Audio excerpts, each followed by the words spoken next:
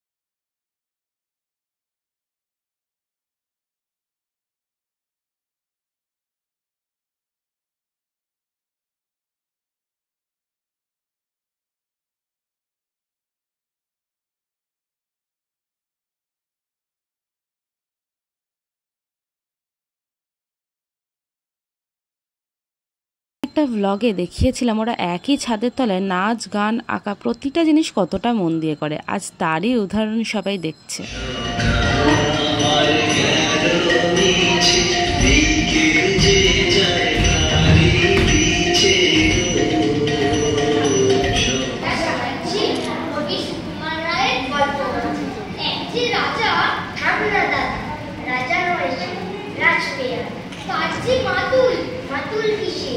সবাই জানে এটা পিসি।